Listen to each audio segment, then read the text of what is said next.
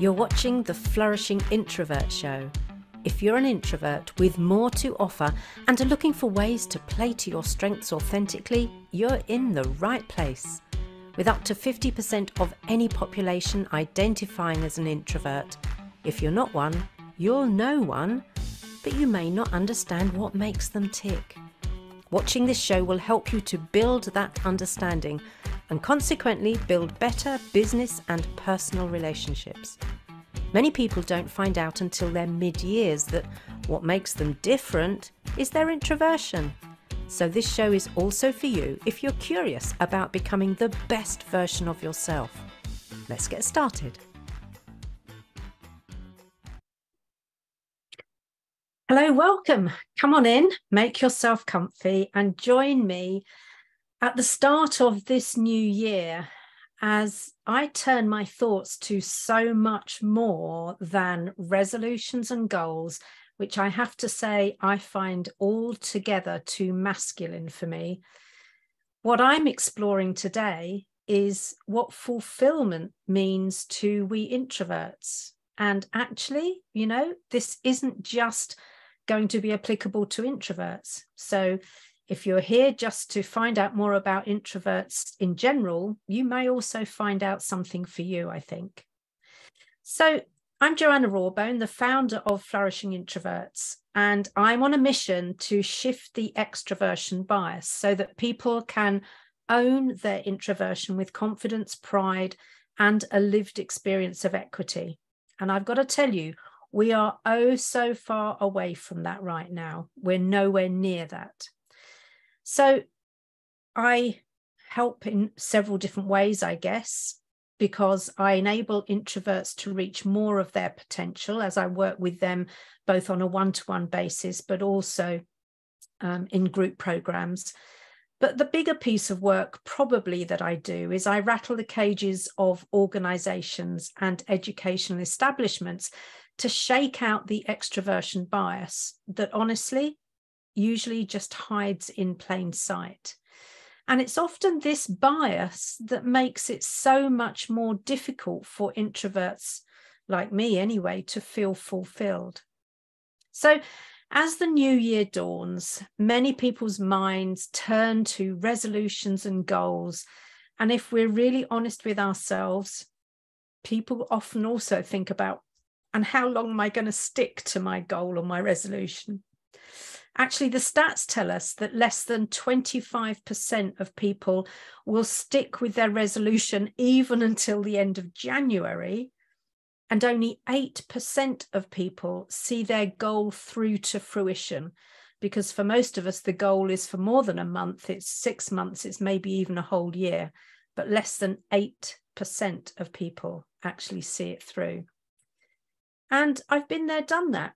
And somewhat half-heartedly, because I admit to being one of the 92% who have year upon year upon year allowed my goals to fall by the wayside. So at this time of year, my mind takes a slightly different tack, and probably not surprising to you, I guess. And for some of you, you will know that because I've shared it with you before. Because what we're focusing on here is intentions rather than goals or resolutions. And honestly, that is more than semantics. So let me explain a bit. Rather than focusing on the desired outcome or the hard measurable, the goal, the destination, and in this day and age, actually, where we are really living into what Dawna Jones refers to as that VUCA environment, volatile, uncertain, complex, and ambiguous, I find it really hard to nail any kind of resolutions or goals in that kind of environment. Whereas intentions, I can stay with intentions because these are the energy or the spark from deep within us at the start of the process. Intentions are what give us purpose, and they give me the inspiration or motivation to keep going because for me, they're guiding who I'm being in the moment. my intentions are rooted in creating and living a fulfilled life, which in itself can be pretty nebulous if we've never really thought about it before. And what I'm going to share with you today, excuse me, is how it absolutely is linked to flourishing. We're here on the first week of Jan, so we've already had World Introvert Day, and some of what I'm sharing today, I shared with a group of people on a webinar that I ran on World Introvert Day. So this is something that I'm busy exploring right now. So of course it's going to be forefront of my mind. What I notice is that far too many of my introverted clients struggle to define what fulfilled means to them. So I thought in this show, what I'll do is I'll start with sharing a definition and why it's so important that we define fulfilled for ourselves rather than take on some kind of global definition.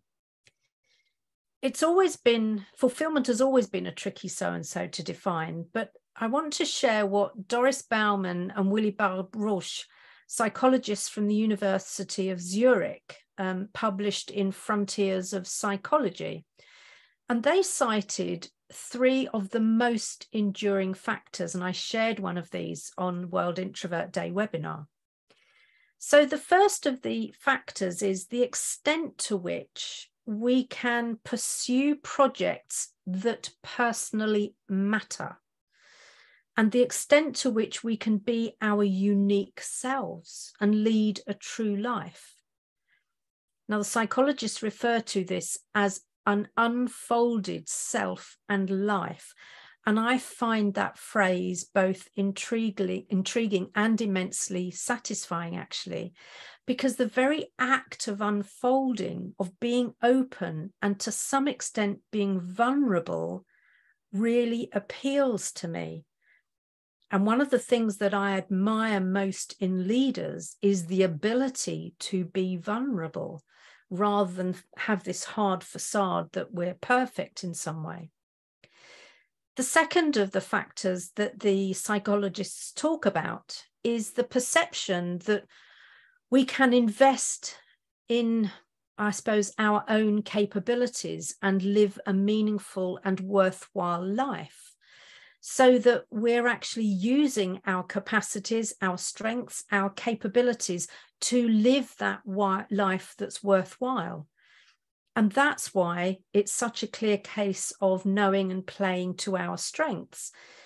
And of course, no surprise, they call this a worthwhile life. And there's been quite a lot in Facebook and around and about recently about how, you know, it's not necessary to have a purpose. And I've seen this a lot in introvert groups. You know, it's not necessary to have a purpose. We can just kind of bumble through life and enjoy it as we go.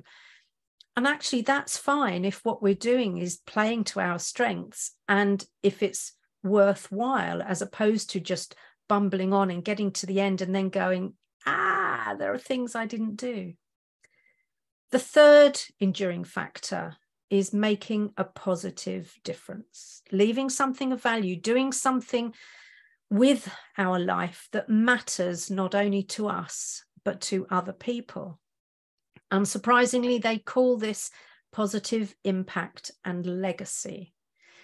And the work I'm doing is so much now about legacy because I'm intent on shifting that extroversion bias. I probably won't be around to appreciate it. And certainly I'm not in the world of employment or education where I will notice a difference. The legacy I'm leaving is that generations after me will benefit from the fact that the bias is reduced, even if we can't eliminate it altogether. Now, I love how those 3 factors that the psychologists talk about, how the unfolded life and self, how the kind of the worthwhile life and the positive impact align so beautifully with what flourishing is all about. So it's a great starting point when we come to explore what might be missing in our lives. And one of the things that I've noticed, and also the researchers talk about as well, is that missing becomes more apparent, more tangible as we mature, as we get older. So we don't necessarily realize we're missing things in our lives earlier on. And what they also say is that actually living a fulfilled life is a lifelong process. So again, it's a journey, not a destination. And fulfillment increases with age as we become aware of perhaps what's missing and what's important to us and what it is we want to leave behind. I started my whole exploration around fulfillment with some questions, one of which is, does fulfillment come from being or doing? And given those three factors, my conclusion is that actually it's a blend of both. In the same way that I make a choice to flourish moment by moment, it's a conscious decision. It seems that I also proactively choose to live a life that fulfills me. So I need to know what those things are that fulfill me. So it's mindset, attitude, and actions together that enable us to live a fulfilled life. Fulfillment is also so much more than happiness. Britannica defines it as the feeling you get because you're doing something that fully uses your abilities and talents. And again, something that's often missing, especially for introverts who tend to hide in the shadows sometimes and not make full use of their abilities and talents. Fulfillment is also so much more than achievements. And it's probably why the whole goal setting piece has left me cold in the past. And the corporate background I've had, you know, where we tick boxes about whether we've met our goals. And ticking a box as done, for me, isn't fulfilling enough in its own right. What was it I was doing? Did it light me up? Was it utilizing my strengths and those capacities, capabilities that I've really got? And did it make a difference? So it does seem to me that self-fulfillment probably eludes those who play small, which is another reason to develop skills and habits that support us in being all that we can be and in that deeply satisfying way that lights us up. And you can see how that Marianne Williamson passage comes into its own here. But I also love this quote from Seneca the Younger on the shortness of life. And again, I think I shared this on my webinar. Seneca the Younger: it's not that we have a short time to live, but that we waste a lot of it. Life is long enough, and a sufficiently generous amount has been given to us for the highest achievements if we were all to use it well or to well invest it. But when it's wasted in heedless luxury and spent on no good activity, we are forced at last by death's final constraint to realize that it has passed away before we knew it was passing. So it is. We are not given a short life, but we make it short. And we are not ill-supplied, but wasteful of it. Life is long if you know how to use it. That lands with me every time I read that, and sorry for messing it up a bit in the middle, but it's such a beautiful passage. So living life consciously so we don't have regrets at the end seems to be a necessary principle here. Now, hands up, I've wasted too much time in my life, often because I was so depleted that I couldn't do what I knew I wanted to. I'd squander time doing nothing, and yet that nothing wasn't actually replenishing me. And then I'd wonder why I didn't feel better or feel replenished, replete, or satisfied in some way. So the root cause for me then is to be really mindful of my mental and social batteries, so I recharge frequently enough and deeply enough to enable me to do what leaves me feeling more fulfilled. And note to self, I also need to stop making excuses. We know that recharging is a necessity for we introverts, and I'm now appreciating that there are more effective ways I can recharge. So I've decided that one of my intentions for 2023 is to think about more effective ways to recharge. So it's not quantity, it's quality, if you like. Because what I know for me is that checking out and squandering time isn't helpful to me. It doesn't recharge or replenish. And especially at this stage of my life. Maybe that's why I'm beginning to, why it's more front of mind right now to think about fulfillment, because I can see the end in sight, certainly more than I could in my 20s, 30s, 40s, or even 50s. I posted in Facebook towards the end of last year, 2022, that I was leaving behind being too busy for hobbies. And most of my hobbies, I've realized, are actually ways for me to replenish. But if I'm too busy for them, I'm not replenishing actively. I'm just checking out, which isn't working for me. I love to knit, sew, and garden. I often refer to myself as a frustrated artisan. But somehow those things don't make it onto my schedule. Should I have to plan and schedule hobbies? Well, when you run your own business, the answer is yes, I do need to do that. Otherwise, guess what? I don't get to do them.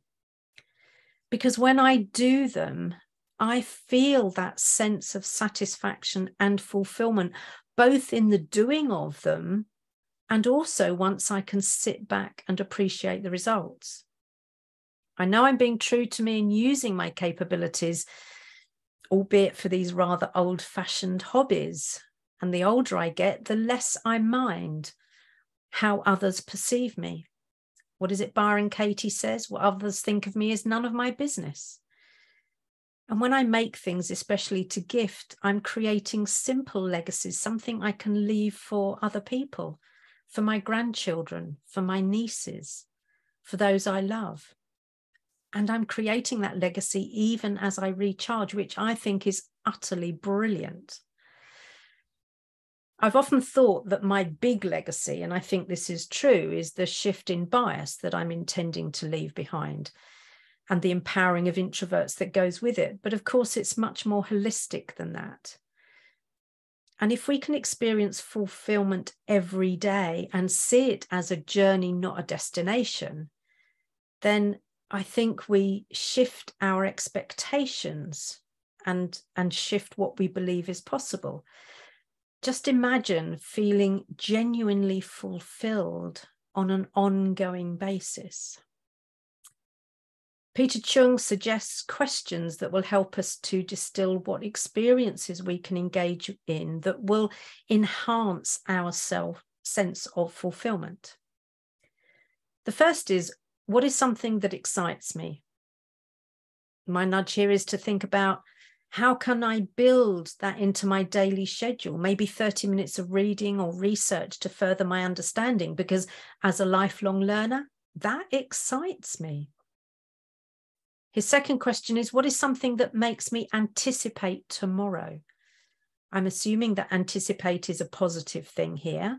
So being mindful of the impact I could be having is something to really look forward to, because I know that impact really ripples out. His third question is, what is something that makes me go to bed smiling and feeling complete? This is something I managed to do because I have a gratitude practice, a daily gratitude practice that I complete at the end of every day. And there is always something, and usually more than one thing, that I can be grateful for that leaves me laying gratefully in my bed with a smile on my face. The fourth question is, what's something that I lose track of time doing? Well, knitting very definitely is something that I can get into flow with. And gardening as well, writing and reading. There are all sorts of things where I find that I can just lose time. And I'm still committed to do that piece of research, actually, that says that introverts, or that proves that introverts get into flow easier than extroverts because we don't need that external stimulation. And getting into flow is a beautiful state, and I want to be there more often. His next question is, what's something that's fun and brings me joy? He says, always ask yourself, am I having fun doing this? Well, this is a harder one for me because A, I take myself too seriously, didn't play enough as a child, and I'm still learning how to play. But sometimes my work isn't fun.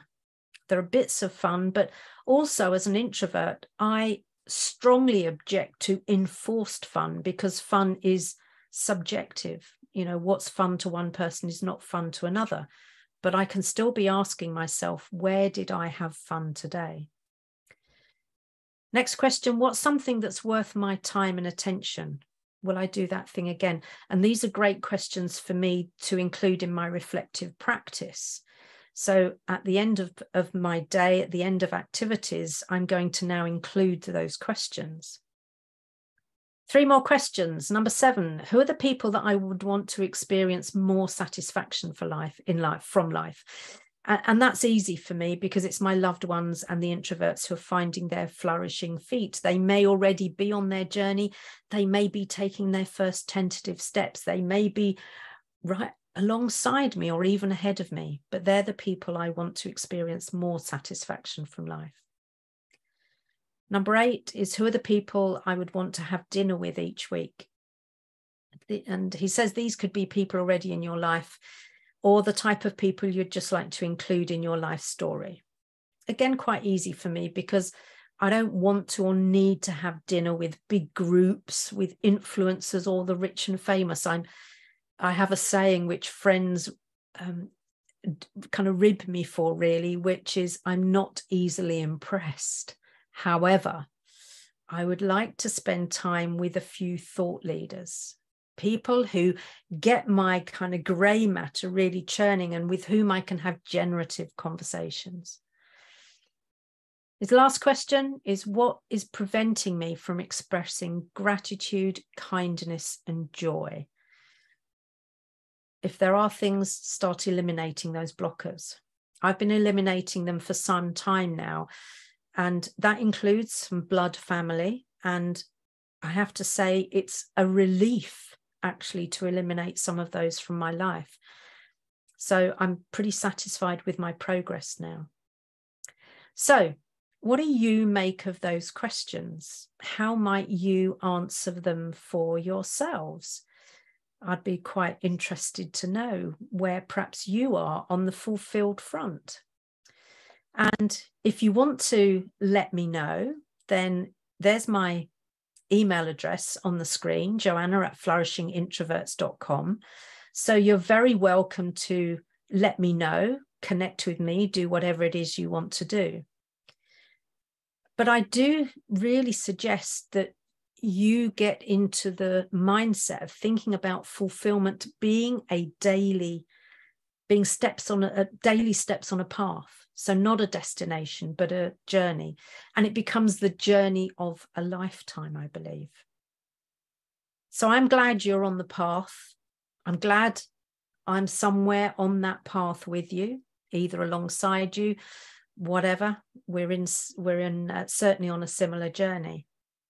And if you know that actually you do need to replenish better, other than finding your own activities, do check out my brilliant battery boosters at flourishingesentials.me, because they are those simple little techniques that will just give you that extra little boost.